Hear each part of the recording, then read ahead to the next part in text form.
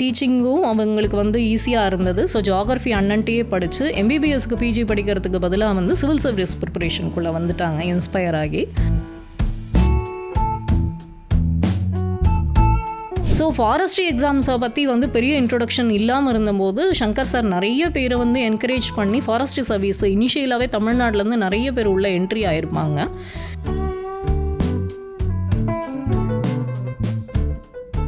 இது எல்லாமே வந்து ஒரு தமிழ் மீடியம் பேக்ரவுண்ட்லேருந்து ஃபஸ்ட்டு ஜெனரேஷன் ஸ்டூடெண்ட்டாக இருந்து ஒரு சின்ன வில்லேஜ்லேருந்து அவரால் வந்து சாதிக்க முடிஞ்சது அப்படின்னா மற்றவங்களாலையும் முடியும்னு சொல்கிறதுக்காக வந்து நம்ம இங்கேருந்து அவ்வளோ டிஸ்டன்ஸில் போய் ப்ரிப்பரேஷன் பண்ணுறோம். ஒரு ஆஸ்பிரண்ட்டுக்கு வந்து அதில் நிறைய டிஃபிகல்ட்டிஸ் வந்து இருக்கும். ஃபஸ்ட்டு கிளைமேட்டே அந்த வெதர் எதுவுமே நம்மளுக்கு வந்து அட்ஜஸ்ட் ஆகாது.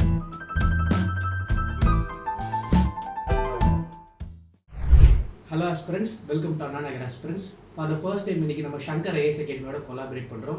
அண்ட் இன்றைக்கி நம்ம கூட வைஷ்ணவி சங்கர் மேம் ஜாயின் பண்ணியிருக்காங்க. Ma'am welcome ma'am. Thank you ma'am. வழக்கமாக நம்ம வீடியோ என்ன மாதிரி இருக்கும் அப்படின்னா ஆஸ்பிரண்ட்ஸ் ஃப்ரெஷர்ஸ் பாயிண்ட் ஆஃப் வியூவில், வெட்டரன்ஸ் பாயிண்ட் ஆஃப் வியூவில், அண்ட் தென் உங்கள் பர்சனல் ரெக்கமெண்டேஷன்ஸ் இந்த மாதிரி ஃப்ளோவில் இருக்கும். ஆனால் இந்த எபிசோடில் ஃபர்ஸ்ட் டைமாக என்ன அப்படின்னா நம்ம ஃபர்ஸ்ட் வந்து நம்ம இன்ஸ்டியூட் பற்றி பேசிடலாம் அப்படின்னு சொல்லி நினைக்கிறேன். ஏன்னா அண்ணா நகரில் civil service coaching one of the biggest legacy வச்சிருக்கிற institute Shankar IAS academy. So first நம்ம ஷங்கர் சாரை பற்றி ஸ்டார்ட் பண்ணலாம்னு நினைக்கிறேன். ஸோ ஷங்கர் சார் ஒரு ஆஸ்பிரண்ட்டாக இருந்து மென்டாரான அந்த ஜேர்னியை பற்றி சொல்லுங்கள் மேம். ஷங்கர் சார் வந்து பிஎஸ்சி அக்ரிகல்ச்சர் படிக்கும்போதே ஒரு ஃபைனல் இயரெல்லாம் வரும்பொழுது he wanted to start with is UPSC preparation. But அப்போ வந்து எங்களுக்கு காலேஜ் லெவலில் பெரிய கைடன்ஸோ மென்டார்ஸோ அந்த மாதிரி இருக்கல. ஸோ கிளாரிட்டி பெருசாக இருக்கல. ஒரே விஷயந்தான் தெரிஞ்சது, நம்ம பிஜி படிக்கிறதுக்கு டெல்லிக்கு போயிட்டோன்னா டெல்லியில் வந்து நம்மளுக்கு கைடன்ஸ் வந்து பெட்டராக இருக்கும் அப்படிங்கிற மாதிரி இருந்தது. ஸோ என்ட்ரன்ஸ் எழுதி செலக்ட் ஆகி என்டிஆர்ஐ அப்படின்னு சொல்லிட்டு கர்னால் ஹரியானாவில் ஒரு பிஜி ஜாயின் பண்ணார்.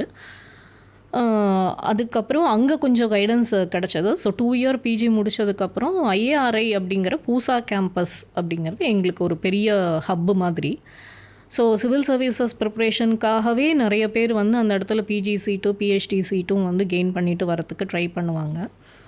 ஸோ அந்த ஹப்பில் வரும்பொழுது நிறைய கைடன்ஸும் மென்டார்ஸும், இன்ஃபேக்ட் வந்து அந்த சமயத்தில் அவருக்கு அங்கே போய் கோச்சிங் இன்ஸ்டியூட்ஸில் படிக்கிற அளவுக்கு வந்து ஃபினான்ஷியல் பேக்ரவுண்டு இருக்கலை.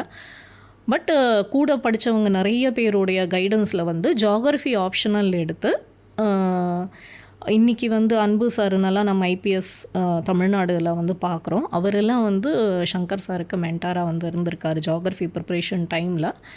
ஸோ அந்த டைமில் 2002, 3, 4 எழுதும்போது 2 ஆப்ஷனல் சப்ஜெக்ட்ஸ் வந்து இருந்தது. ஸோ அக்ரி அண்ட் ஜியாகிரஃபி அந்த மாதிரி ப்ரிப்பேர் ஆகிட்டு ஜியாகிரஃபியை ப்ரிலிம்ஸ்க்கு கொடுக்குற அளவுக்கு அவருக்கு வந்து அந்த சப்ஜெக்ட் மேலே ஒரு பேஷன் வந்து டெவலப் ஆச்சு. அதுக்கப்புறம் 2 தடவை இன்டர்வியூ போயிட்டு ஃபைனலி அவருடைய அட்டம்ப்ட்ஸ் எல்லாமே எக்ஸாஸ்ட் ஆனதுக்கப்புறம் அவர் வேறு எதுவும் ஜாப் எடுத்து பண்ணணுன்றது வந்து அவருக்கு ஐடியா இருக்கல. ஸோ டீச்சிங் ஆஃப் ஜியாகிரஃபியில் வந்து அவர் கொஞ்சம் ஸ்கில்ஸை டெவலப் பண்ணி அவருடைய செட் ஆஃப் ஃப்ரெண்ட்ஸுக்கு அவர் நாலேஜ் ட்ரான்ஸ்ஃபர் பண்ணுற அளவுக்கு வந்து அதில் பேஷனேட்டாக இருந்ததுனால 36 ஸ்டூடெண்ட்ஸுக்கு மட்டும் இனிஷியலாக சொல்லி கொடுக்க ஆரம்பித்தார். அவர் அட்டம்ப்ட் கொடுக்கும்போதே 2004 ஸ்டார்ட் பண்ணிட்டார். 2006 தான் அட்டம்ப்ட்ஸ் எல்லாமே எக்ஸாஸ்ட் பண்ணார். சென்னையில் அண்ணா நகரில். ஸோ டெல்லியில் வந்து அட்டம்ப்ட்ஸ் எல்லாம் கொடுத்துட்டு லேட்டர் அட்டம்ப்ட்ஸ் லாஸ்ட் 2 அட்டம்ப்ட்ஸ் கொடுக்கும்போது அவர் சென்னையிலேருந்து தான் கொடுத்தாரு. ஸோ அந்த 2 அட்டம்ப்ட் கொடுக்கும்போதும் வந்து கூட இருந்தவங்களுக்கு அந்த ஜியாகிரஃபி ஆப்ஷனில் வந்து டீச் பண்ண ஆரம்பித்தார். அப்படி தான் அவருடைய அந்த அகாடமிக் ஜேர்னி வந்து ஸ்டார்ட் ஆச்சு. ஸோ 2004 டிசம்பரில் ஸ்டார்ட் பண்ணது.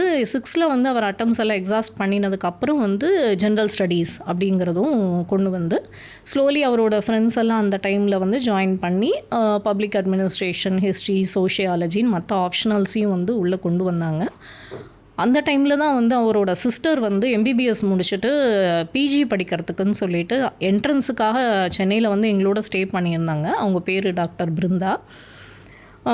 இவருடைய டீச்சிங்கும் அவங்களுக்கு வந்து ஈஸியாக இருந்தது. ஸோ ஜியாகிரஃபி அண்ணன்ட்டையே படித்து எம்பிபிஎஸ்க்கு பிஜி படிக்கிறதுக்கு பதிலாக வந்து சிவில் சர்வீஸ் ப்ரிப்பரேஷனுக்குள்ளே வந்துட்டாங்க இன்ஸ்பயர் ஆகி. அந்த வருஷம் 3-4 டாக்டர்ஸும் சர்வீஸ் வாங்கியிருந்ததுனால ஜுவாலஜியும் ஜியாகிரஃபியும் ஆப்ஷனல்ஸாக எடுத்துட்டு ஜியாகிரஃபியை ப்ரிலிம்ஸில் கொடுத்து மற்ற 2 வந்து ஜுவாலஜியை வந்து எடுத்துகிட்டு மெயின்ஸில் ஃபஸ்ட் அட்டம்ப்ட்லேயே அவங்க வந்து இது ஐஏஎஸ் ஆகிட்டாங்க. இன்றைக்கி வந்து ஒரிசா கேடரில் வந்து அவங்க சர்வ் பண்ணிகிட்ருக்காங்க. ஸோ அந்த இன்ஸ்பிரேஷனுக்கு அப்புறம் வந்து பார்த்திங்கன்னா நிறைய சேஞ்சஸ் ஆக்சுவலி சிவில் சர்வீசஸ் ஃபீல்ட்லேயே வர ஆரம்பிச்சிச்சு. நம்மளுக்கு சிசாட்டோட இன்ட்ரொடக்ஷன் வந்தது. ஸோ அதுக்கு வந்து அகாடமி எக்யூப் பண்ண ஆரம்பித்தார். ஃபஸ்ட்டு ஜியாகிரஃபியில் தொடங்கி ஜிஎஸில் தொடங்கி கொஞ்சம் ஆப்ஷனல்ஸுன்னு வந்து அதுக்கப்புறம் சிசாட்டினுடைய நெசசிட்டி வந்து என்ட்ரி ஆச்சு. ஃபஸ்ட்டு சிசாட் உங்களுக்கே தெரியும் வந்து குவாலிஃபையிங் பேப்பராக இல்லாமல் எவாலுவேட்டட் பேப்பராக வந்து இருந்தது.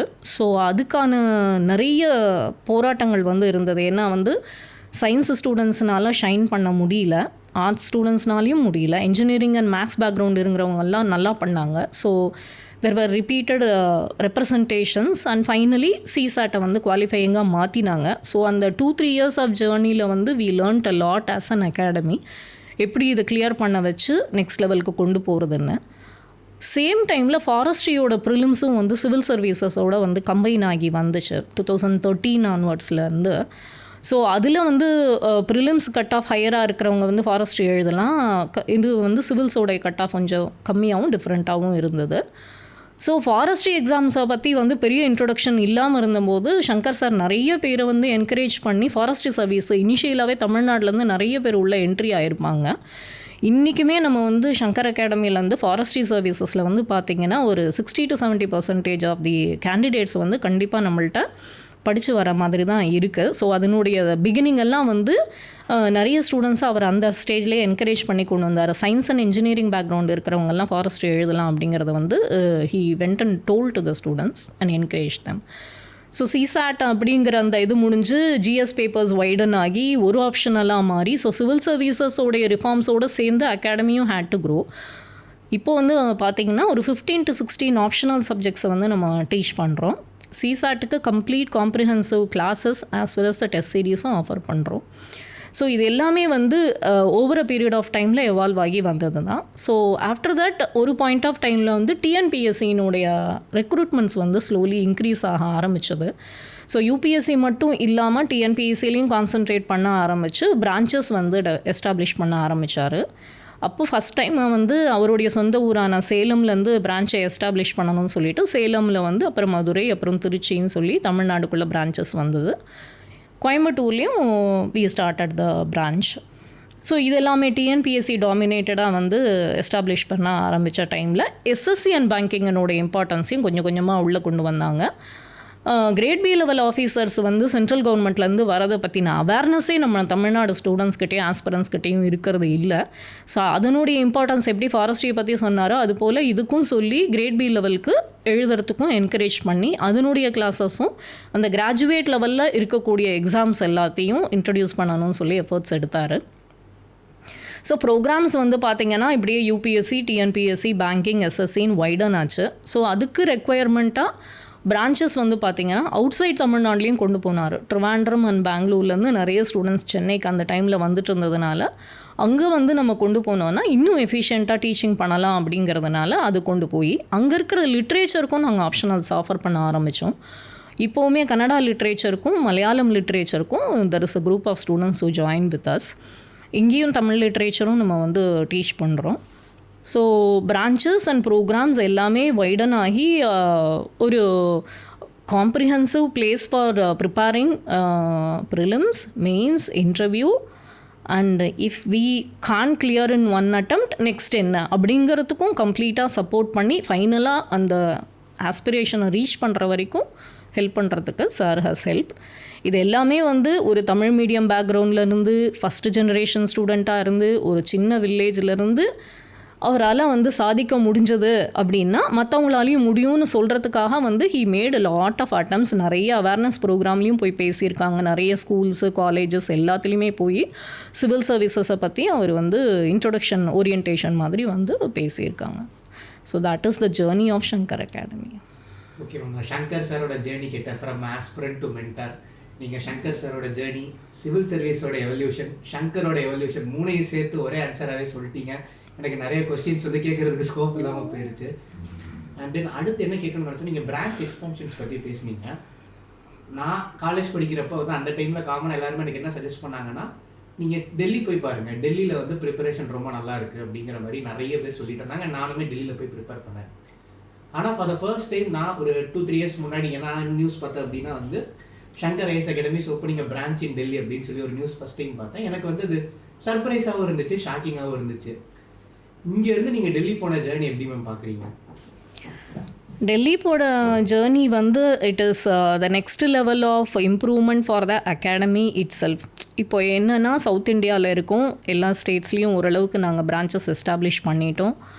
ஒரு ஸ்டேட்டும் ஒரு கைண்ட் ஆஃப் ஸ்டூடெண்ட்ஸ் எங்களுக்கு கொடுப்பாங்க, ஒரு கைண்ட் ஆஃப் சேலஞ்சஸ் வந்து இருக்கும். பெங்களூரில் இருக்கிற ஸ்டூடெண்ட்ஸ்க்கு நம்ம சொல்லித்தர மாதிரி ட்ரிவாண்ட்ரமில் இருக்கிற ஸ்டூடெண்ட்ஸ்க்கு சொல்ல முடியாது. So learning the cultural background, educational background, expertise இதெல்லாம் வச்சு ஒரு பிளேஸாக லேர்ன் பண்ணி அதனுடைய காம்பினேஷனில் காம்படிஷன் லெவலையும் அண்டர்ஸ்டாண்ட் பண்ணி நாங்கள் டீச்சிங் பண்ணுறோம். பட் இது வந்து this is one kind of ஒரு kind of a calm market. Aspirations இருக்கிறவங்க வருவாங்க, then they will start their journey. ஒரு மல்டிபிள் அட்டம்ஸ் கொடுப்பாங்க, they understand the examination, they reach the destination. But Delhi market is totally different. அது ஒரு cosmopolitan. Almost every ஸ்டேட்டோடைய student வந்து நம்மளுக்கு வந்து டெல்லியில் வந்து இருப்பாங்க. And also we have many players over there. So நம்மளுக்கு எப்படி காம்படிஷன் லெவல் வந்து இன்க்ரீஸ் ஆகும், எல்லா ஸ்டூடெண்ட்ஸையும் புரிஞ்சுக்கிறதுக்கான ஒரு சான்ஸும் வந்து நம்மளுக்கு கிடைக்கும். ஸோ நம்ம ஒரு இன்ஸ்டிடியூஷனாக இம்ப்ரூவ் ஆகிறதுக்கும், ஸ்டூடெண்ட்ஸை அண்டர்ஸ்டாண்ட் பண்ணி அந்த சேலஞ்சஸை இம்ப்ரூவ் பண்ணிக்கிறதுக்கும், ஒரு கரண்ட் அஃபேர்ஸ் விஷயத்தை கூட நம்ம ஸ்டூடெண்ட்ஸ்க்கு எப்படி கொண்டு போய் ரீச் பண்ணினா ஈஸியாக இருக்கும்னு புரிஞ்சுக்கிறதுக்கும். So it is both a learning for us as well as improvement in teaching to the students. So நாங்கள் அதை ஒரு ஆப்பர்ச்சுனிட்டியாக பார்த்ததுனால தான் டெல்லிக்கு போனோமே தவிர, இங்கே இருக்கிற ஸ்டூடெண்ட்ஸ் டெல்லிக்கு போய் படித்து தான் அது வந்து சக்ஸஸ் ஆகணும் அப்படின்னா that was not the initial point with which we started the academy. But as an institution we also wanted to learn many things and improve. இப்போ வந்து ஒரு லேர்னிங் கர்வ் வந்து ஃப்ளாட்டன் ஆகிறதுக்கு பதிலாக ஒரு லேர்னிங் கர்வ் வந்து it is actually going in the upside that upward direction அப்படிங்கிறது வந்து we felt good about it. Therefore Delhi branch.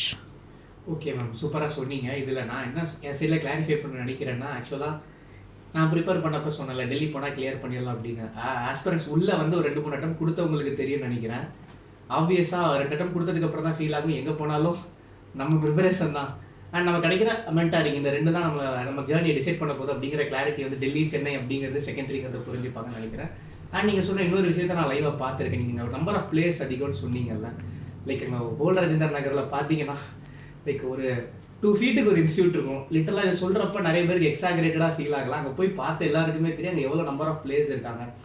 ஒரு ஆஸ்பிரண்ட்டாக இது என்னோட பாயிண்ட் ஆஃப் வியூ நான் சொல்கிறேன் மேம். அங்கே போயிட்டு நம்ம பிராண்ட் எஸ்டாப்ளிஷ் பண்ணுறது, உங்களுக்கு அது லேர்னிங் அப்படிங்கிறத தாண்டி என்னோட பெர்ஸ்பெக்டிவ், ஒரு ஆஸ்பிரண்ட் பெர்ஸ்பெக்டிவில் நான் ஒரு பெரிய அச்சீவ்மெண்ட்டாக பார்க்குறேன் மேம். தேங்க்யூ. அதில் வந்து இன்னொரு விஷயமும் நான் சொல்லணும்னு நினைக்கிறேன். சொல்லுங்கள். நம்ம இங்கேருந்து அவ்வளோ டிஸ்டன்ஸில் போய் ப்ரிப்பரேஷன் பண்ணுறோம். ஒரு ஆஸ்பிரண்ட்டுக்கு வந்து அதில் நிறைய டிஃபிகல்ட்டிஸ் வந்து இருக்கும்.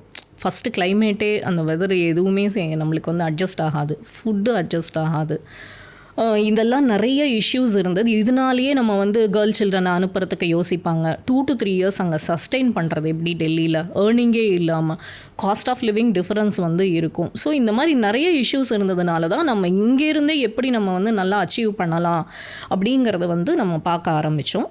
பட் ஒரு சின்ன டிஃப்ரென்ஸ் வந்து நம்மளுக்கு என்ன இருக்கும் அப்படின்னா, அந்த என்விரான்மெண்ட்டில் நிறைய ஸ்டூடெண்ட்ஸு, நிறைய காம்படிஷன் அப்படின்னு சொல்லும்பொழுது be with a leader you'll also run along with that அப்படின்னு சொல்லுவாங்க. அந்த மாதிரி அந்த ஆம்பியன்ஸுங்கிறதுக்கு ஒரு வேல்யூ நம்ம அந்த இடத்துல கொடுத்தாகணும். ஸோ பக்கத்தில் இருக்கிறவங்க எப்பயுமே ப்ரிப்பரேஷன் மூடு நெக்ஸ்ட் என்ன யோசிச்சுட்டு இருக்கும்போது நம்மளால் காமாக உட்காந்து ப்ரிப்பரேஷன் பண்ண முடியாது. பட் இது எல்லா ஆஸ்பிரண்ட்டுக்கும் சூட் ஆகுமா அப்படின்னா அப்படின்னு சொல்ல முடியாது. இன்றைக்கி நம்மளுக்கு ஈரோடில் இருந்தும் சேலத்தில் இருந்தும் வெறும் ஆன்லைனில் மட்டும் படிச்சுட்டு ப்ரிலிம்ஸ் கிளியர் பண்ணிவிட்டு மெயின்ஸ் கிளியர் பண்ணிவிட்டு இன்டர்வியூக்கு தான் நாங்கள் அந்த ஸ்டூடெண்ட்ஸே பார்க்குறோம். நம்மள்ட்ட படிக்கிற online students we are seeing them only at the final stage. So அப்படின்னு சொல்லும்பொழுது ப்ரிப்பரேஷனுங்கிறது எங்கே இருந்தாலும் பண்ணலாம், நம்மளுடைய எபிலிட்டியை பேஸ் பண்ணி தான் அப்படிங்கிறது உண்மை தான். பட் ஒரு சில பேருக்கு அந்த என்விரான்மெண்ட் எனேபிள் பண்ணும் அப்படின்னு நினச்சோன்னா நம்ம ஒரு குரூப் ஸ்டடி பண்ணால் நல்லா படிக்கலாம், நம்ம இன்னும் கொஞ்சம் டிஸ்கஸ் பண்ணி கற்றுக்கலாம். இப்படியெல்லாம் இருக்கிறவங்களுக்கு maybe it can give a edge. Okay ma'am, சூப்பராகவே சொல்லிட்டீங்க. அண்ட் இப்போ நெக்ஸ்ட் செக்மெண்ட் போயிடலாம். இது வந்து அண்டர்ஸ்டாண்டிங் யூபிஎஸ்சி, அதாவது ஒரு ரொம்ப யூபிஎஸ்சி ஜேர்னியை பிகின் பண்ணுற ஒரு ஃப்ரெஷர்ஸ்க்கான ஒரு சில கொஸ்டின்ஸு. ஸோ ஃபஸ்ட்டு ரொம்ப பேசிக்காக யூபிஎஸ்சியில் 3 லெவல்ஸ் இருக்கும். அந்த 3 லெவல்ஸ் பற்றி ரொம்ப பேசிக்கான ஒரு அவுட்லைன் கொடுத்துருக்காங்க. பேசிக்கான அவுட்லைன் அப்படின்னா 3 stages of the examination. First ப்ரிலிம்ஸ்க்கு படிக்கிறோம். அதில் நம்ம 2 பேப்பர் அப்பியர் ஆகிறோம், ஜிஎஸ் அண்ட் சிசாட். ரெண்டுத்துலேயுமே நெகட்டிவ் மார்க்கிங் இருக்குது. சிசாட் வந்து குவாலிஃபையிங் பேப்பர், ஜிஎஸில் வந்து we have to clear the cut of.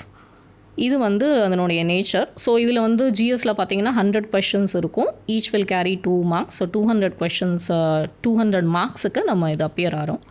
அங்கே 80 கொஷின்ஸ் இருக்கும் சிசாட்டில். அதுக்கு 2.5 மார்க்ஸ் கொடுத்து அதுவும் 200 மார்க்ஸுக்கு வருது. But it's only qualifying in nature. So 66 and above எடுத்தோன்னா they will evaluate our GS paper. இதில் வந்து நம்மளுக்கு ஜிஎஸில் மட்டும் நல்லா பண்ணிவிட்டு சிசாட்டில் கிளியர் பண்ணாதவங்களும் நிறைய பேர் இருப்பாங்க. சிசாட்டை நல்லா மேக்ஸ் பண்ணிவிட்டு ஜிஎஸில் ரீச் பண்ண முடியாதவங்களும் இருப்பாங்க கட் ஆஃபில். ஸோ இது ரெண்டுமே காம்ப்ரிஹென்சிவாக தான் வந்து பார்க்கணும். குவாலிஃபையிங் நேச்சர் அப்படிங்கிறதுனால சிசாட்டினுடைய இம்பார்ட்டன்ஸை நம்ம வந்து என்றைக்குமே குறைக்கக்கூடாது. ஏன்னா ரீசன்ட் இயர்ஸில் வந்து ஜிஎஸ் வந்து ஈஸியாக இருந்தாலும் சிசாட்டை தான் ஒரு ஃபில்டரிங் மெக்கானிசமாக யூஸ் பண்ணி யூபிஎஸ்சி வந்து ஸ்டூடெண்ட்ஸை நெக்ஸ்ட் லெவலுக்கு அனுப்புகிறாங்க. இப்போ 12 lakh to 15 lakh ஸ்டூடெண்ட்ஸை அப்ளை பண்ணிவிட்டு ஒரு 5 to 6 lakhs ஸ்டூடெண்ட்ஸ் அப்பியர் ஆகிறாங்க.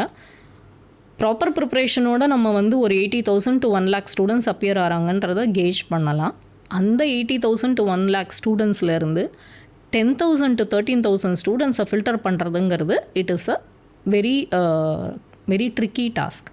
ஸோ அதுக்கு அவங்க யூட்டிலைஸ் பண்ணுறது either sometimes pattern of the GS they change or difficulty லெவலில் இன்க்ரீஸ் பண்ணுறாங்க. அப்படி இல்லைன்னா they turn towards CSAT. Pattern அப்படின்னு சொல்கிறது பேர் பேஸ்டு கொஸ்டினா போன வாட்டி சம்பவம் பண்ணாங்க சொல்கிறீங்களா? ஆமாம் ஆமாம், கண்டிப்பாக. அதாவது நம்ம எலிமினேஷன் டெக்னிக்கை ரொம்ப வருஷமாக யூட்டிலைஸ் பண்ணிகிட்டு இருந்தோம். இப்போ அதுக்கான ஸ்கோப்பையும் வந்து கம்மி பண்ணிவிட்டு நல்ல நாலேஜும் ஃபேக்ட்டும் அனாலிசிஸும் இருந்தால் மட்டும்தான் ஆன்சர் பண்ண முடியும் அப்படிங்கிற அளவில் வந்து கொண்டு வந்து ஒரு கொஷின் 2 கொஷின் இல்லை, மெனி கொஷின்ஸ்க்கு அந்த பேட்டர்னை கொடுத்து நம்மளை வந்து ஃபில்டர் பண்ணியிருக்காங்க.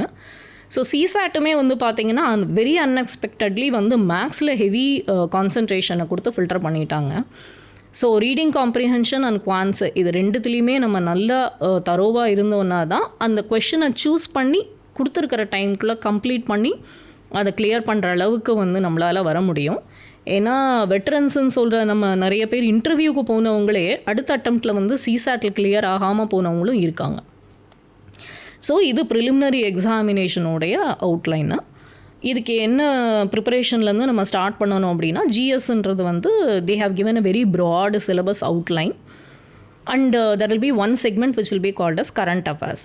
ஸோ இந்த கரண்ட் அஃபேர்ஸ்க்குள்ளே anything can be asked. So therefore இதுக்கு ஸ்ட்ராட்டஜிக்காக நம்ம வந்து ஒரு 10 monthsக்கு இல்லை 1 year வரைக்கும் ப்ரிப்பரேஷன் வந்து ஜிஎஸில் இருக்கிற எல்லா சப்ஜெக்ட்ஸையும் படிச்சுட்டு அலாங் வித் இட் என்சிஆர்டியோட பேசிக்ஸ் ப்ளஸ் கொஞ்சம் இந்தியா இயர் புக் ப்ளஸ் இந்த கரண்ட் அஃபேர்ஸ்க்கு ஹிந்து பேப்பர் அனாலிசிஸ் அப்படிங்கிறது கண்டினியூஸாக பண்ணிகிட்டே வரும்போது ஒரு 1 year பீரியடில் இந்த ப்ரிலிமினரிக்கு தேவையான அந்த ஜிஎஸ்ஐயும் சிசாட்டையும் கம்ப்ளீட் பண்ணி நம்மளால் வர முடியுது. இதுக்கப்புறம் மெயின்ஸ் எக்ஸாமினேஷனுக்கு வரோம். ஜிஎஸ் வந்து நம்ம ப்ரிலிம்ஸ்க்கு படிக்கும் பொழுதே இந்த மெயின்ஸுக்கும் காமனாக இருக்கக்கூடிய சப்ஜெக்ட்ஸை நம்ம படிச்சிடணும். இது இல்லாமல் நம்ம மெயின்ஸ் எக்ஸ்க்ளூசிவாக சப்ஜெக்ட்ஸும் வரும். ஸோ இப்போ மெயின்ஸில் வந்து பார்த்திங்கன்னா as per the examination 4 GS paper இருக்குது, 2 லாங்குவேஜ் பேப்பர் குவாலிஃபையிங் கொடுத்துருக்காங்க, ஒரு எஸ்ஏ பேப்பர் இருக்குது and 1 optional subject which will have 2 papers in it, paper 1 and paper 2. So paper 1 will be theory part, paper 2 will be the application part. Mostly இது வந்து நிறைய ஆப்ஷனல்ஸ்க்கு காமனராக வந்து இருக்கும். So again இந்த language paper குவாலிஃபைங்கு நம்ம mention பண்ணினதில் வந்து ஒன்று இங்கிலீஷு, இன்னொன்று வந்து ரீஜனல் லாங்குவேஜை செலக்ட் பண்ணி எழுதலாம். ரெண்டுமே நம்ம வந்து 300 மார்க்ஸ்க்கு 25% we have to secure. So 75 மார்க்ஸாவது நம்ம எடுத்தோன்னா தான் இதை கிளியர் பண்ணுவோம். பண்ணால் தான் பேப்பர்ஸை கரெக்ட் பண்ணுவாங்க. So once that is done, ஜிஎஸ்சில் வந்து நம்ம ப்ரிலிம்ஸுக்கு படித்தது இல்லாமல் இன்னும் கொஞ்சம் அடிஷ்னல் சப்ஜெக்ட்ஸோடு சேர்த்து 4 பேப்பரில் சிலபஸை வந்து டிஸ்ட்ரிபியூட் பண்ணுறாங்க. ஸோ ஜிஎஸ் பேப்பர் 1ல் வந்து பார்த்திங்கன்னா ஜியோகிரஃபி, ஹிஸ்ட்ரி, அந்த மாதிரியான ட்ரெடிஷ்னல் போஸ்ட் இண்டிபெண்டன்ஸ் கன்சாலிடேஷன் எல்லாம் டோட்டலி அதில் வருது. அதுலேயும் கொஞ்சம் கரண்ட் அஃபேர்ஸ் அப்டேஷன் நம்மளுக்கு தேவைப்படும். செகண்ட் பேப்பர் பார்த்திங்கன்னா பாலிட்டி, பைலேட்ரல், இன்டர்நேஷ்னல் ரிலேஷன்ஸ் இந்த மாதிரி சப்ஜெக்ட் வருது. This will be very dynamic in nature. Third பேப்பரில் வந்து பார்த்திங்கன்னா economics, agriculture, science and technology, disaster management, internal security, ethics and integrity and aptitude. So இந்த மாதிரி 4 பேப்பரில் டிவைட் பண்ணி வச்சுருக்காங்க. Each paper will carry 250 marks. இதில் வந்து 20 questions வந்து கேட்குறாங்க. கொஷினை வந்து அனலிட்டிக்கலாக தான் இருக்கும். It won't be a very straightforward. Very less number of questions will be factual or data based or suggesting the measures based. நிறைய கொஷின்ஸ் வந்து பார்த்தோன்னா what, why, when, critically, reviewed, comment upon, justify, elucidate, support, இந்த மாதிரியான questions தான் நம்மளுக்கு வந்து வருது. So கொஷினோட நேச்சரை அண்டர்ஸ்டாண்ட் பண்ணிவிட்டு நம்ம ப்ரெசன்டேஷன் ஆஃப் தி ஆன்சருங்கிறது தான் அதில் மெயினு.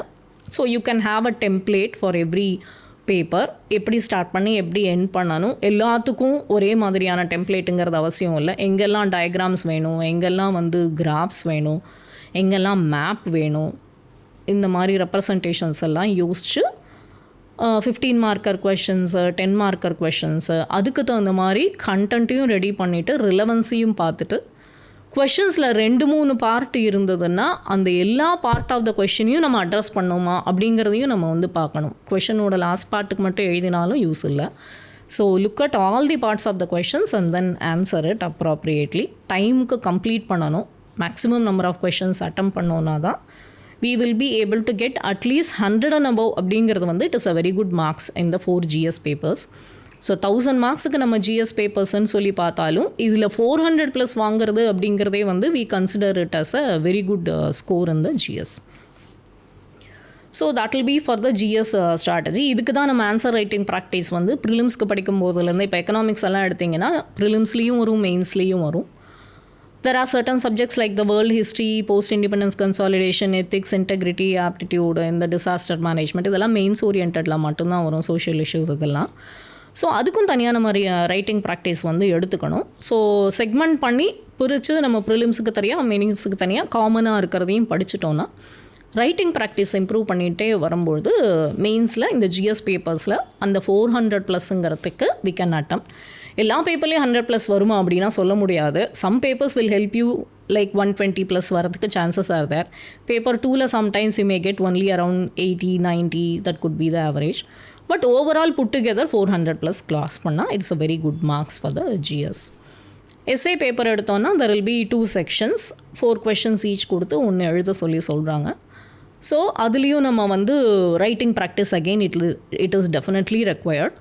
ஆனால் ஒரு டாப்பரோடதோ இல்லை ப்ரீவியஸ் ஆஸ்பிரண்ட் என்ன பண்ணியிருக்காங்களோ அதை பேஸ் பண்ணி அதில் ஒரு டெம்ப்ளேட் போட்டு நம்ம எழுதணுங்கிறது கிடையாது. Every person will have their own individuality and originality.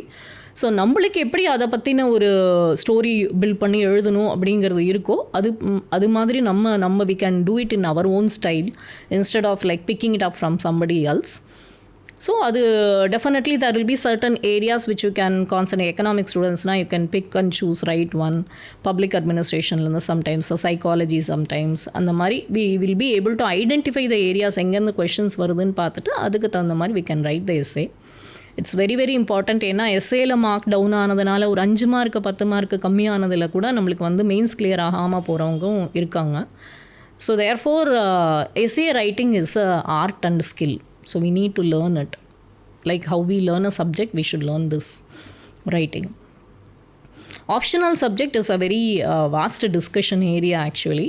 So நம்ம கிளாஸில் வந்து பார்த்தோன்னா மிக்ஸ் ஆஃப் ஸ்டூடெண்ட்ஸ் இருப்பாங்க. இன்ஜினியரிங் ஒரு 50-60%, ஆர்ட்ஸ் அண்ட் சயின்ஸு, மெடிசன்லேருந்து வந்தவங்க, வெட்டினரி சயின்ஸ்லேருந்து வரவங்க. There are varied people who sit in one class and sometimes everybody sit in a geography class, sometime everybody in the history class. So why everybody is studying something different from what they belong to அப்படின்னா உங்களுக்கு எது comfort level இருக்கோ, உங்களால் எப்படி depth கொடுக்க முடியுதோ. ஏன்னா யூபிஎஸ்சியை பொறுத்த வரைக்கும் யூஜி முடிச்சுட்டா நீங்கள் அப்பியர் ஆகலான்னு சொன்னாலும் பிஜி லெவலுக்கு அவங்க கொஷின்ஸ் கேட்பாங்க. ஸோ அந்த டெப்த்து ரெக்வயர்டாக இருக்குது. ஸோ அப்போ நான் டிகிரி தான் முடிச்சுட்டு வந்திருக்கேன், பிஏ ஹிஸ்ட்ரி படிச்சுட்டு வந்திருக்கேன், ஹிஸ்ட்ரி நான் படித்ததை வச்சு நான் வந்து ஹிஸ்ட்ரி ஆப்ஷனல் எழுத முடியுமானா நிச்சயமாக முடியாது. I have to put in more efforts, learn more, understand the question, analyse, present it in depth. So I should get that comfort level. என் ஃப்ரெண்டு சொல்கிறாங்க, இல்லைனா என் ஃபாதர் மதர் கைட் பண்ணுறாங்க, அது பிரகாரமாக நான் ஆப்ஷனல் எடுக்கிறேங்கிறது வந்து it's not a wise decision. So இதுக்கு நம்ம என்ன ஸ்டூடெண்ட்ஸ் கிட்ட சொல்கிறோன்னா, ப்ரீவியஸ் இயர் கொஷின்ஸ் வந்து யூபிஎஸ்சி வெப்சைட்லேயே இருக்கும். Go pick and choose 2-3 subject க்ளோஸராக வச்சுட்டு நீங்கள் எது சூஸ் பண்ணணும்னு நினைக்கிறீங்களோ ஒரு கொஷனை எடுத்து எழுதி பாருங்கள். உங்களுக்கே கம்ஃபர்ட் லெவல் உங்களுடைய ஸ்கில் பேஸ்டாக தெரியும். நீங்கள் ஜியாகிரஃபி வந்து ஸ்கூலில் தான் படிச்சிருந்துருப்பீங்க, பட் உங்களால் அதை கோர்வையாக எழுத முடியுது, அந்த அனாலிசிஸ் கொடுக்க முடியுதுன்னா சூஸ் இட். ஏன்னா இப்போ என்ஜினியரிங் ஸ்டூடெண்ட்ஸ் வரவங்க யாருக்குமே என்ஜினியரிங் ஆப்ஷனல் நம்ம வந்து சஜஸ்ட் பண்ணுறதே கிடையாது. They pick and choose anything, right from anthropology to Tamil literature, any subject, they learn it in 5 to 6 months and they do it very well, and in first attempt they get into the service. So if somebody else can do, we will be also be able to do it. So நம்மளுக்கு தேவை வந்து அதில் interest and in-depth analysis and writing. So இதுக்கு ஒரு proper guidance நம்மளுக்கு வேணும். So which we are also doing 15 to 16 optional subjects நம்மளால் வந்து இன்னைக்கு டீச் பண்ணி ஹெல்ப் பண்ண முடியும். So this is about the mains examination as well as the required preparation. இது வந்து we have to definitely take multiple level of test. ஒன்று class படிக்கும் போது சின்ன சின்ன டெஸ்ட்டு எழுத தெரியணும். கரண்ட் அஃபேர்ஸையும் நியூஸாக படிப்பீங்க, விஷயங்கள் உங்களுக்கு தெரிஞ்சிருக்கும், பேக்ரவுண்டும் தெரிஞ்சிருக்கும். கோர்வையாக 4 பாயிண்ட் எழுத தெரிஞ்சதுனா தான் அங்கே போய் ஃபைனலி எக்ஸாமில் வந்து நம்ம எக்ஸ்பெரிமெண்ட் பண்ண முடியாது. ஸோ கரண்ட் அஃபேர்ஸ் பேஸ்டு டெஸ்ட்டையும் நம்ம வந்து நிறைய எடுத்துக்கணும். It's not factual like the prelims. So you have to go into the mains in-depth analysis. அதுக்கும் அந்தந்த சப்ஜெக்டோடு சேர்த்து I am talking about even the optional subject. ஏன்னா எக்கனாமிக்ஸ்லேயும் வந்து பார்த்திங்கன்னா திடீர்னு வந்து பட்ஜெட் ரிலேட்டடான கொஷனை வந்து செகண்ட் பேப்பர்லேயும் ஈவன் ஃபஸ்ட் பேப்பர் தியரிலையுமே கூட கேட்குறதுக்கான டிமானிட்டைசேஷன் டைம்லலாம் எங்களுக்கு தியரி பார்ட்லேயே வந்து கொஷின் வந்து கரண்ட் அஃபேர்ஸோட ரிலேட் பண்ணி தான் வந்து கொடுத்தாங்க. So certain optional subjects are very very dynamic, like public administration, political science, sociology, economics, இதெல்லாம் வந்து ரொம்ப டைனமிக்காக இருக்கும். So demand of the optional சப்ஜெக்டை பேஸ் பண்ணி அங்கேயும் நம்ம அப்டேட் பண்ணிவிட்டு நம்ம படிக்க வேண்டியிருக்கு. So properly doing the preparation, studying in the classes, writing the test, taking the feedback from the faculty, in case if it is required taking the feedback from the mentors, veterans, இந்த மாதிரி ஒரு collective preparationல that mains preparation can be taken forward to the next level. Mains கொடுத்துட்டோம் அப்படின்னு சொல்லி we just shouldn't be waiting for the results. இப்போ செப்டம்பரில் நீங்கள் முடிச்சிங்கன்னா அதனோட ரிசல்ட்டு டிசம்பரில் கொடுத்துட்டு then only they call for the interview. So there is a 2 to 3 months golden time available for us. ஒன்று we should start preparing for the interview. So personality test அப்படின்னு சொல்கிறதுக்கு 275 marks வந்து they are giving it for it. So அதுக்கு நம்ம எப்படி ready பண்ணிக்கணும்னா is just the DAF அப்படி detailed application ஃபார்மை மாத்திரம் வச்சு கேள்வி கேட்பாங்களா உங்கள் ரெஸ்யூமே மாதிரி இருக்கிறதுல அப்படின்னு பார்த்தீங்கன்னா it doesn't just contain with that. அதில் இருக்கும் உங்களுடைய school education, college education, parents, உங்கள் கிராமம், extra curricular, all your leadership activities, இதில் எதில் வேணும்னாலும் they can ask questions. But that's one level. Since we are explaining this to freshers, DAF என்னன்றதையும் கொஞ்சம் explain பண்ணிடுங்க. DAFங்கிறது நீங்கள் இப்போ ஏதாவது ஒரு வேலைக்கு போய் அப்ளை பண்ணிங்கன்னா சிவின்னு ஒன்று கொடுப்பீங்க, கரிக்குலம் விட்டே இல்லைன்னா ரெஸ்யூமே இல்லை பயோடேட்டா, இந்த மாதிரியான விஷயங்களுக்கு டீட்டெயில்டு அப்ளிகேஷன் ஃபார்ம் அப்படின்னு சொல்லிட்டு மெயின்ஸ் எக்ஸாமும் போதே ஒரு ஃபார்மை ஃபில்அப் பண்ண சொல்லி யூபிஎஸ்சி கேட்பாங்க. திருப்பி மெயின்ஸ் ரிசல்ட் வந்ததுக்கப்புறம் DAF 2 இன்னும் ஃபர்தர் டீட்டெயிலிங்கோடு வந்து இன்டர்வியூக்கு போகும்போது கேட்பாங்க. ஸோ இந்த ஃபார்ம் வந்து எப்படின்னா இப்போ போர்டில் 5 பேர் உட்காந்துருக்காங்க சேர்மேன் இன்க்ளூசிவாக அப்படின்னா அவங்க கையில் எல்லார் கையிலையும் இந்த அப்ளிகேஷன் ஃபார்ம் உங்களை பற்றின டீட்டெயில்ஸ் அவங்கக்கிட்ட இருக்கும். ஸோ அவங்க அதை ப்ரௌஸ் பண்ணிவிட்டு அதுலேருந்து உங்களை பற்றி கொஷின்ஸ் வந்து கேட்கலாம். இது ஒரு விதம். செகண்ட் திங் வந்து நம்மளை சுற்றி நடக்கக்கூடிய கரண்ட் ஹேப்பனிங்ஸ், அந்த நாள் வரைக்கும் இன்டர்வியூ நாள் வரைக்கும் நடந்த எந்த விஷயங்களை வேணும்னாலும் அவங்க வந்து கேட்கலாம். Right from your village level up to the international level they can ask you. அதுவும் இல்லாமல் ஒப்பீனியன் பேஸ்டு கொஷின்ஸ் வந்து நிறைய கேட்பாங்க. ஸோ நீங்கள் வந்து ஒரு டிஸ்ட்ரிக்ட் கலெக்டராக இருந்து உங்கள் டிஸ்ட்ரிக்டில் வந்து கம்யூனல் ப்ராப்ளம்ஸ் வந்ததுன்னா நீங்கள் எப்படி வந்து ஹேண்டில் பண்ணுவீங்க, இல்லை இன்ஃபில்ட்ரேஷன் ஆஃப் தி மைக்ரன்ஸ் வராங்கன்னா அதை எப்படி நீங்கள் ஹேண்டில் பண்ணுவீங்க. ஸோ நிறைய ethical questions, hypothetical questions post பண்ணும்போது அதுக்கு நீங்கள் ஆன்சர் பண்ணுற மாதிரியும் வந்து இருக்கும். ஸோ இது எல்லாமே நம்ம வந்து ஒரு ரேஷனாலிட்டியை மீறாமல், what do we mean by rationality அப்படின்னா அந்த கிவன் கான்டெக்ஸ்ட்டுக்கு அந்த பர்சன் பெஸ்ட்டாக என்ன பண்ண முடியுங்கிறது தான் ரேஷனாலிட்டி. ஸோ பர்சனாலிட்டி டெஸ்ட்டுங்கிறது வந்து இந்த ரேஷனாலிட்டியை செக் பண்ணுறதுக்கு தான் மோஸ்ட்லி இருக்கும். உங்களுடைய நாலேஜ் பார்ட்டை வந்து செக் பண்ணுறதுங்கிறதெல்லாம் மெயின்ஸ் எக்ஸாமினேஷன்லேயே அவங்க மேக்ஸிமம் முடிச்சிட்டாங்க. ஸோ 13,000 ஸ்டூடெண்ட்ஸ்லேருந்து இப்போ ஃபில்டர் ஆகி 3,000 ஸ்டூடெண்ட்ஸாக மாறிடுவாங்க. நான் சொல்கிறது வந்து 1,000 வேக்கன்சிஸ்ன்னு ஒரு எக்ஸாம்பிளுக்கு எடுத்துட்டோன்னா 3 மடங்காக வந்து இன்டர்வியூக்கு கூப்பிடுவாங்க. ஸோ 1000 வேக்கன்சிஸ்க்கு 3000 ஸ்டூடெண்ட்ஸை கூப்பிட்டாங்கன்னா 13,000 பேர் மெயின்ஸ் எழுதினவங்க இப்போ 3000 மாறிட்டாங்க. ஸோ இந்த 3000லேருந்து 3ல் ஒருத்தராக நான் செலக்ட் ஆகணும்னா இந்த இடத்துல என்னுடைய நாலேஜை திரும்ப அவங்க வந்து டெஸ்ட் பண்ணணுங்கிறது வந்து ரெக்குயர்மெண்ட்டு இல்லை. ஏன்னா நான் கட் ஆஃபை பாஸ் பண்ணி தான் இன்டர்வியூக்கு வந்திருக்கேன். இந்த கட் ஆஃபுமே எப்படி இருக்கும், general category, OBC, SC, ST and இடபிள்யூஎஸ்ன்னு சொல்லிட்டு டிஃப்ரெண்ட் கேட்டகரிஸை பேஸ் பண்ணி தான் அவங்க ஃபிக்ஸ் பண்ணுறாங்க. ஸோ ஒரு குட் லெவல் ஆஃப் கட் ஆஃபை தாண்டி தான் நான் வந்து இன்டர்வியூ ஸ்டேஜுக்கு வந்திருக்கேன் அப்படின்னு சொல்லும் பொழுது நாலேஜ் பார்ட்டை வந்து சாட்டிஸ்ஃபை பண்ணியிருக்கோம். பட் இப்போது என்னுடைய ஒப்பீனியன், என்னுடைய இன்னர் ஸ்ட்ரென்த், என்னுடைய எமோஷனல் பேலன்ஸ், என்னுடைய எமோஷனல் கோஷன்ட், இது எல்லாத்தையும் செக் பண்ணுறதுக்கு தான் அவங்க கேட்குறாங்க. ஸோ நிறைய பேர் வந்து இப்போ பார்த்தீங்கன்னா இன்டர்வியூவில் ஒரு 5 to 6 கொஷின்ஸ்க்கு வரிசையாக எனக்கு தெரியலன்னு கூட சொல்லியிருப்பாங்க, ஐ டோன்ட் நோன்னு. அதனால் அவங்க செலக்ட் ஆகலையா அப்படின்னா அப்படி கிடையாது. அவங்க அதை வந்து ரொம்ப காமன் குவைட்டாக வந்து எக்ஸ்ப்ரெஸ் பண்ணி but still they are confident about other திங்ஸ்னால் definitely they would have got selected for the interview. So அந்த இடத்துல உங்களுடைய பர்சனாலிட்டியை டெஸ்ட் பண்ணுறாங்கிறத புரிஞ்சுட்டு ரேஷனாலிட்டியோடு நம்ம ஆன்சர் பண்ணும்போது 275க்கு நீங்கள் பார்த்தீங்கன்னா you can score up to 215, 216 இந்த மாதிரியான ஹையஸ்ட் மார்க்ஸுக்கும் நம்மளுக்கு பாசிபிலிட்டி இருக்குது. ஸோ மெயின்ஸ் ஸ்டேஜில் வந்து பார்த்திங்கன்னா 4 GS, ஒரு எஸ்ஏ பேப்பரு, ஆப்ஷனலோட 2 பேப்பரு, இந்த மாதிரி அங்கே பேப்பர்ஸ் எவாலுவேட்டடை எழுதிட்டு 1750 மார்க்ஸ்க்கு நீங்கள் அங்கே முடிச்சுட்டு நீங்கள் இன்டர்வியூக்கு வந்திருப்பீங்க. ஸோ இப்போ நம்ம 3 ஸ்டேஜஸ் சொன்னோம் இல்லையா, ப்ரிலிம்ஸு, மெயின்ஸு, இன்டர்வியூ. ப்ரிலிம்ஸே மொத்தமாகவே ஒரு குவாலிஃபையிங் நேச்சர் தான். ப்ரிலிம்ஸில் 2 பேப்பர் நம்ம வச்சுருந்தோம், சிசாட் அண்ட் ஜிஎஸ்ன்னு. சிசாட்டை குவாலிஃபைங்னு சொல்லி ஜிஎஸ்க்கு வேல்யூ கொடுத்தோம். ஜிஎஸ்க்கு வேல்யூ கொடுத்ததும் எதுக்குன்னா அந்த 200 மார்க்குக்கு நீங்கள் 100 மார்க்குக்கு மேலே கட் ஆஃப் எடுத்திருந்தீங்கன்னா இங்கே உள்ளே வரலான்னா அதோட அந்த 100 மார்க்கோட ரோல் வந்து முடிஞ்சிருச்சு. ஸோ அந்த 200 மார்க்ஸ் இனிமேல் நம்மளுக்கு வந்து எங்கேயுமே ஆட் ஆகாது. ப்ரிலிம்ஸுங்கிறதே ஒரு குவாலிஃபையிங் லெவல் தான்.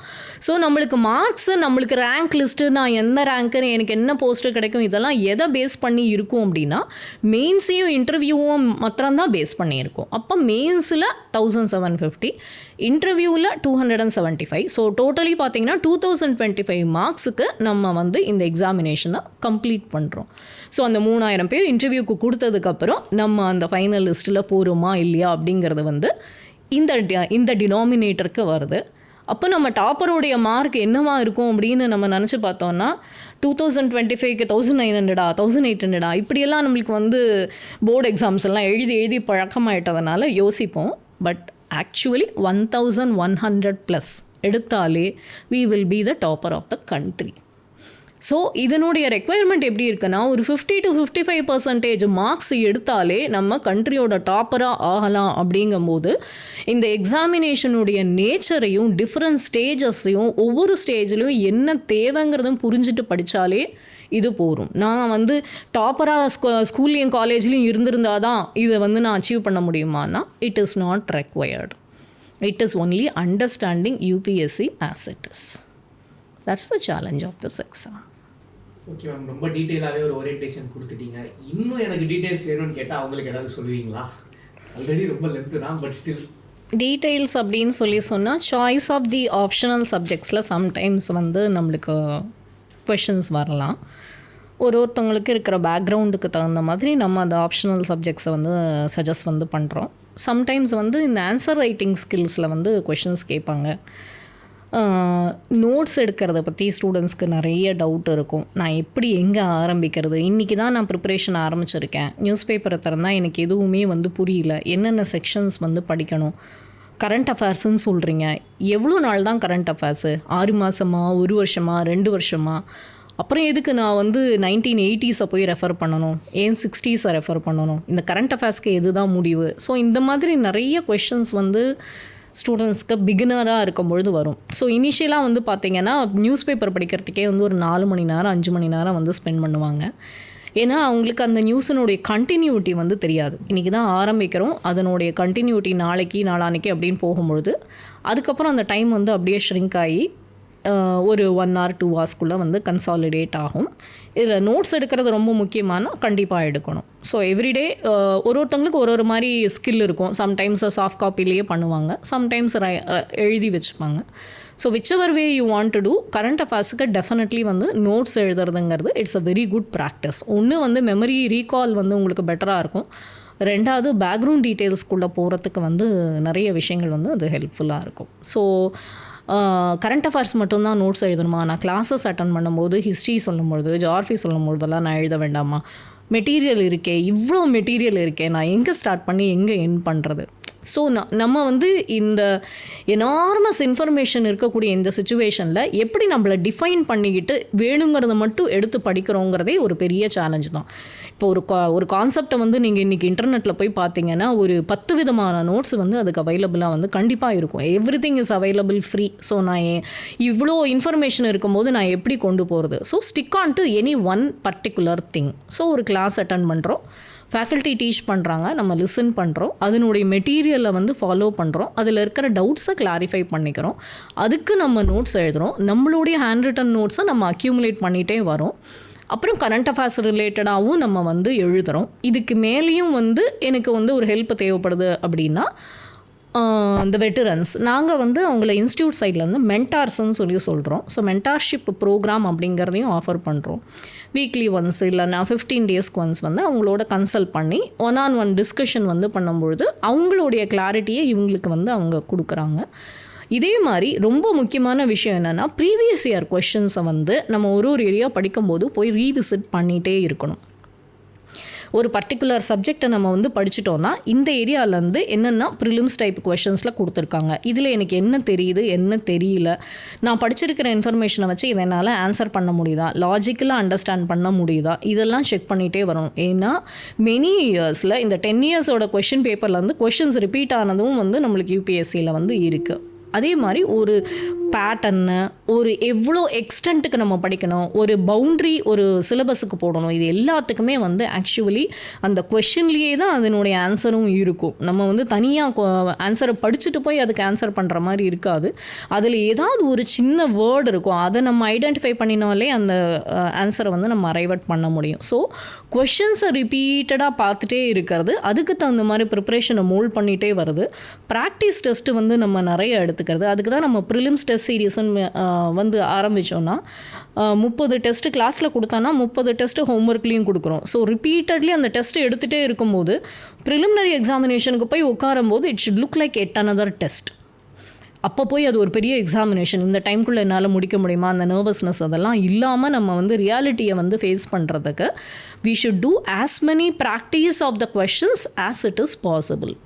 ஸோ இந்த மாதிரி ப்ராக்டிஸ் வந்து பண்ணும்பொழுது நம்மக்கிட்ட வர ஸ்டூடெண்ட்ஸ் எப்படி இருப்பாங்கன்னா ஆரம்பத்தில் நெகட்டிவ் மார்க்கிங் எடுத்திருப்பாங்க. அப்படின்னா என்னென்னா இன்னுமே ரைட்டாக பண்ணினதை விட ராங்காக பண்ணின கொஷின்ஸ் வந்து அதிகமாக இருந்திருக்கும். So it would have eaten away the marks. But அவங்களே ஃபைனலி வந்து சர்வீஸ்குள்ளே போன சுச்சுவேஷன்ஸும் வந்து இருக்குது. அதே அட்டம்ப்டில் இந்த வருஷம் நான் கிளாஸ் டெஸ்ட்டில் நெகட்டிவ் மார்க்கை வாங்கிட்டு நான் சர்வீஸ்குள்ளே போகிறேன். அப்போது உங்களுடைய அண்டர்ஸ்டாண்டிங்கும் பெர்ஃபார்மன்ஸும் எந்தளவு இம்ப்ரூவ் பண்ணுறதுக்கான ஸ்கோப் வித்தின் அ இயர் இருக்குங்கிறது வந்து it is very very practically seen. So ஸ்ட்ராட்டஜிக்காக சிஸ்டமேட்டிக்காக நம்ம எப்படி ஒரு 10th ஸ்டாண்டர்ட் எக்ஸாமினேஷனுக்கு சிலபஸ் முடிக்கணும், ஃபஸ்ட் ரிவிஷனு செகண்ட் ரிவிஷனு போர்டு எக்ஸாம்னு போகிறோமோ சேம் அதே மாதிரி but with current affairs, a proper updation of current affairs பண்ணினாலே it will lead us to a better situation for the prelims.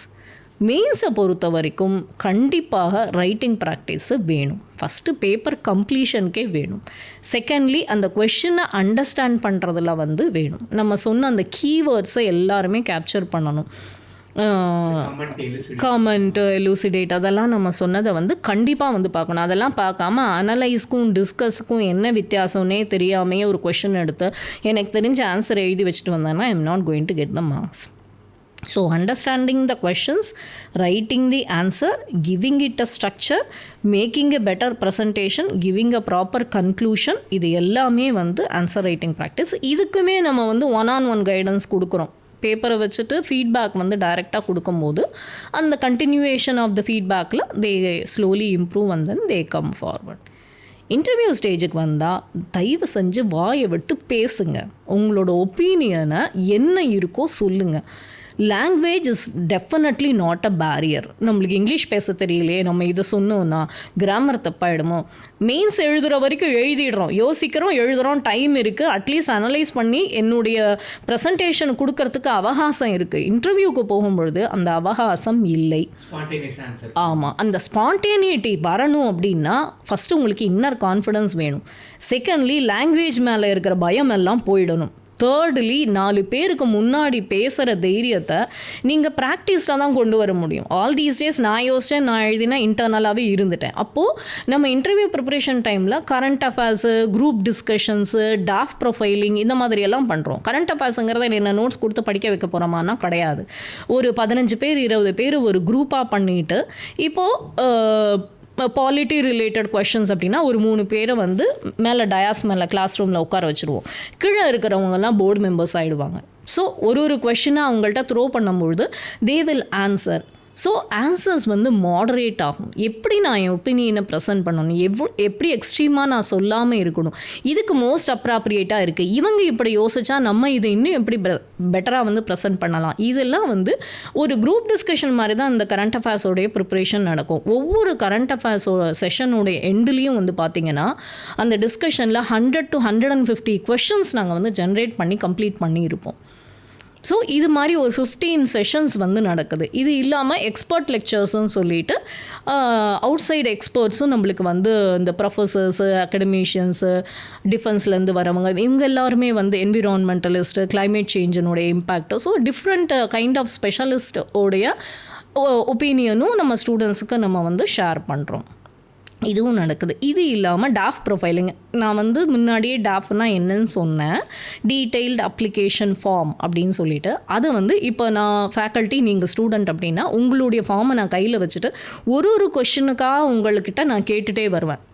So உங்களுடைய கரிக்குலர் ஆக்டிவிட்டியிலேருந்தோ உங்களுடைய லீடர்ஷிப் ஆக்டிவிட்டியிலேருந்தோ ஒரு கேள்வி கேட்கும் போது உங்களுக்கு சிங்கிங் தெரியும் அப்படின்னா என்னென்ன டைப் ஆஃப் வந்து மியூசிக் நீங்கள் வந்து லேர்ன் பண்ணியிருக்கீங்க, என்ன ஃபேமஸ் சிங்கர்ஸ் இருக்காங்க, உங்களுக்கு என்ன பிடிச்ச ராகம் இருக்குது, அதுலேருந்து இப்போது சங்கர் வந்து அவருடைய டாஃபில் வந்து மிமிக்ரி போட்டபோது they even asked him to perform a thing. So அந்த அளவில் வந்து கேட்கலாம். ஸோ அதில் ஒரு ப்ரிப்பரேஷன். இப்போ ஒரு டாஃபை எடுத்தோன்னா அதுலேருந்து நம்ம ஒரு 200 கொஷின்ஸ் வரைக்கும் நம்ம ஜெனரேட் பண்ணலாம், including upon your hobby.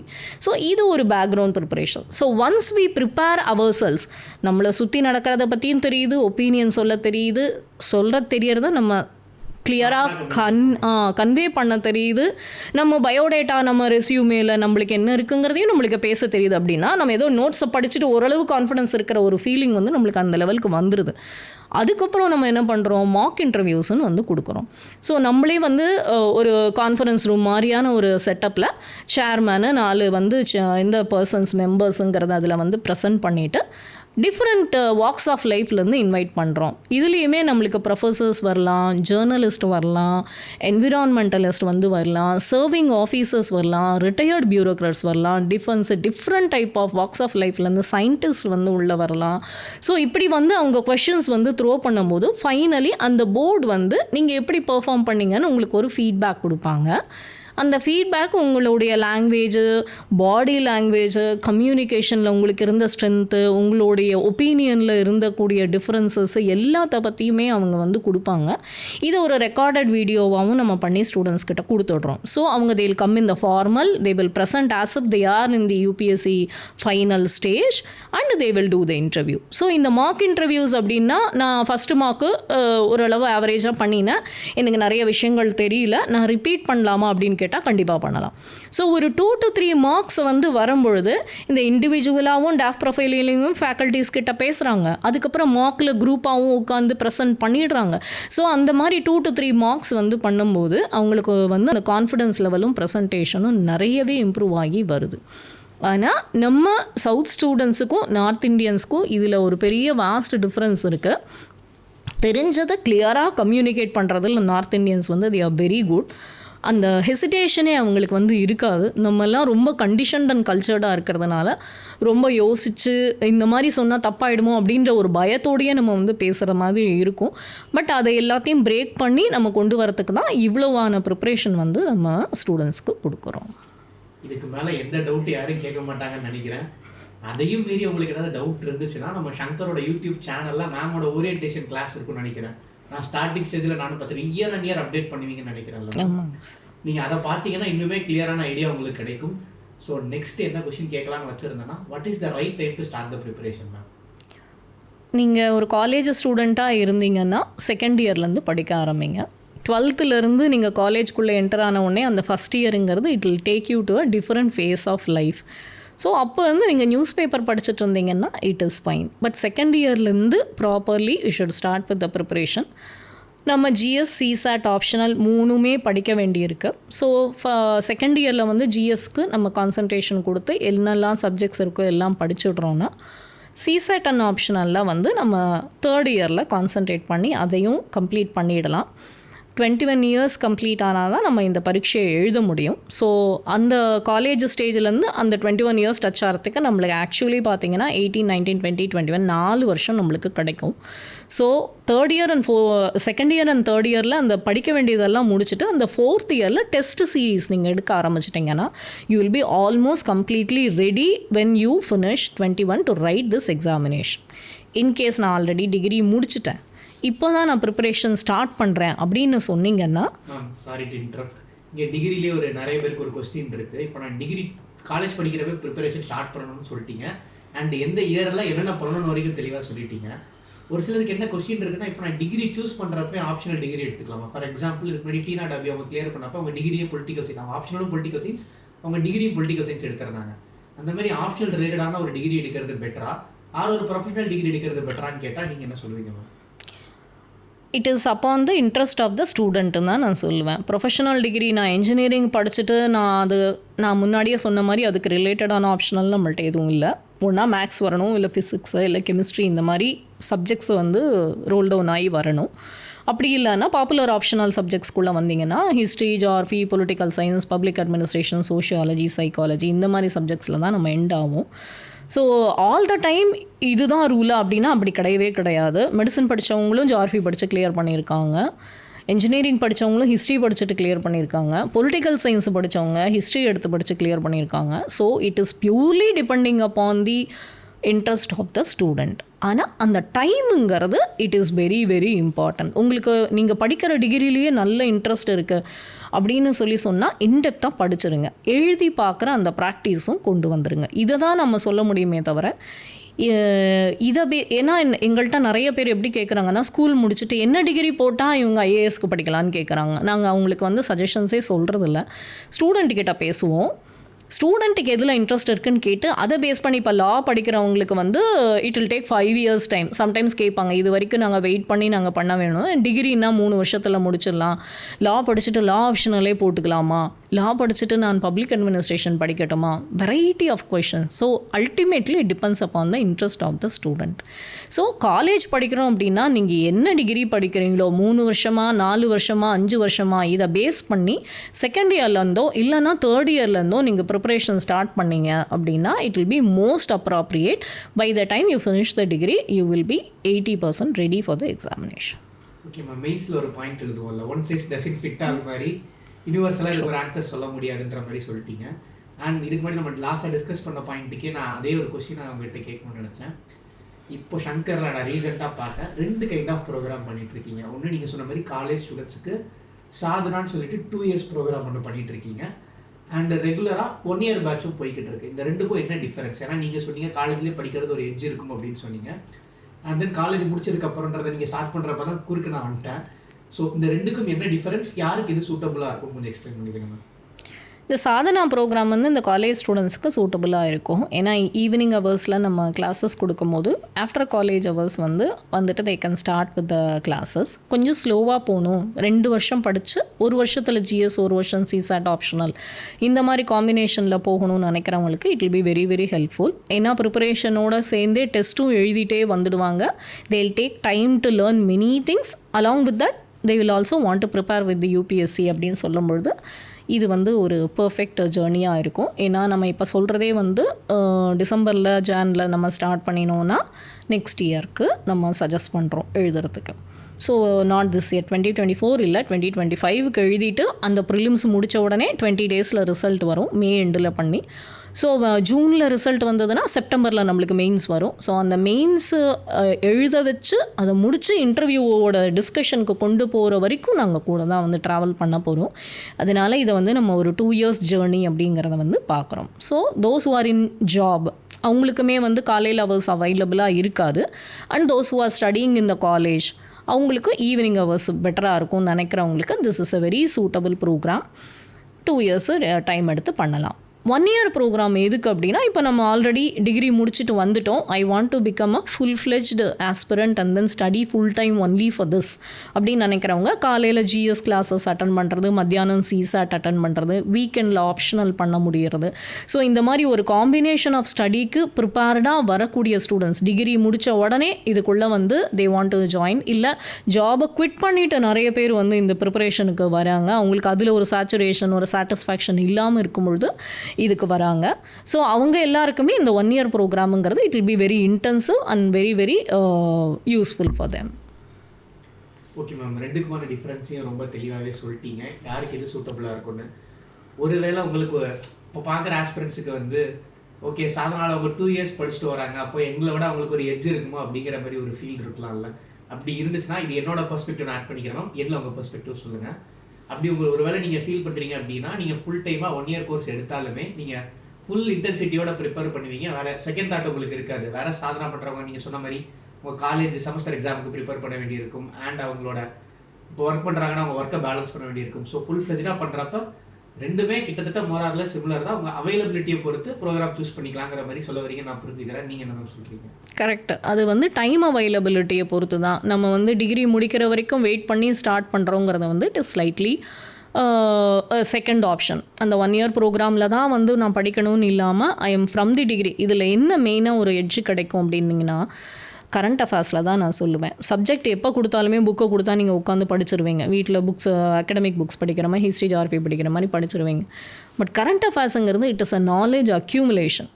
Daily paper படிச்சுட்டே வரும்பொழுது இது எல்லாத்தையும் முடிச்சுட்டு நான் ஒரு டெஸ்ட் சீரீஸில் வந்து 4th yearல வந்து உட்கார்றேன்னா அந்த 2 வருஷம் 3 வருஷத்தினுடைய நாலேஜை வந்து என்னால் பெட்டராக ரிஃப்ளெக்ட் பண்ண முடியும்.